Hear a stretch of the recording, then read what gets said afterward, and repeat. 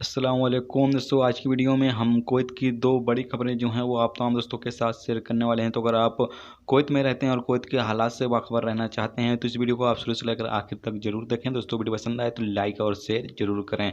चलिए दोस्तों भी बढ़ते हैं अपडेट की तरफ। दोस्तों पहली खबर यह है कि कुवैत के संसद मोहम्मद अल हादिया ने कुवैती हुकूमत यानी कुवैती सरकार से कहा है कि सरकार को उन देशों के खिलाफ कार्रवाई करनी चाहिए जो इस वक्त अपने शहरियों को लेने से मना कर रहे हैं। जैसा कि आप तमाम लोगों को पता ही है कि इन दिनों कुवैत के अंदर जो इलीगल तरीके से जो गैर मुल्की मौजूद हैं उनका काम जो है वो किया जा रहा है, उन्हें छूट दी गई है और फ्री में टिकट और फ्री में जो उनका सफ़र है वो मुकम्मल किया जा रहा है और साथ में अगर उनके ऊपर किसी तरह कोई जुर्माना वगैरह है तो वो भी माफ़ किया जा रहा है। इन तमाम चीज़ों को कुवैत हुकूमत जो है वो मुकम्मल कर रही है। फिर भी कुछ मुल्क ऐसे हैं जो अपने शहरियों को लेने से मना कर रहे हैं और कुवैत हुकूमत इस पर चुप बैठी है। तो ऐसे में कुवैत हुकूमत को उन मुल्कों के खिलाफ कार्रवाई करनी चाहिए, क्योंकि कुवैत में इन दिनों कोरोना वायरस की जो बीमारी है वो अजनबियों में ज़्यादा फैल रही है, यानी कि कोरोना वायरस का जो केस है वो अजनबियों में ज़्यादा फैल रहा है। तो इसलिए अभी एहतियाती तौर पर कुवैत हुकूमत को ये कार्रवाई करनी चाहिए कि जो जिन मुल्कों के शहरी यहाँ पर मौजूद हैं, जिन लोगों का काम मुकम्मल हो रहा है, उनको फ़ौरन ही उनके मुल्क में डिपोर्ट कर दिया जाना चाहिए।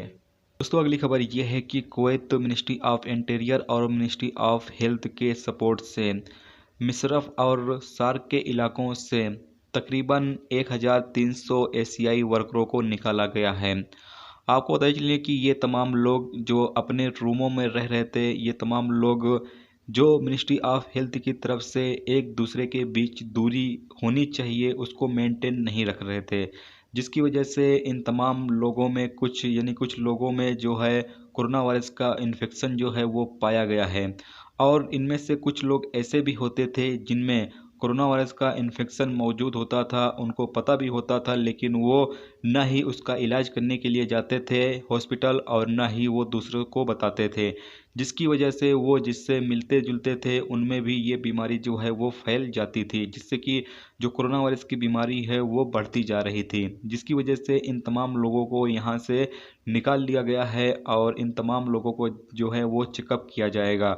और साथ में ये भी बताया गया है कि इन तमाम जगहों पर रहने वाले लोगों में एक बड़ी तादाद जो कि रेसिडेंसी कानून की खिलाफ वर्जी भी करती है और यानी कि वो लोग लेबर लॉ की खिलाफ वर्जी भी करते हैं, बड़ी तादाद में लोग इनमें मौजूद हैं।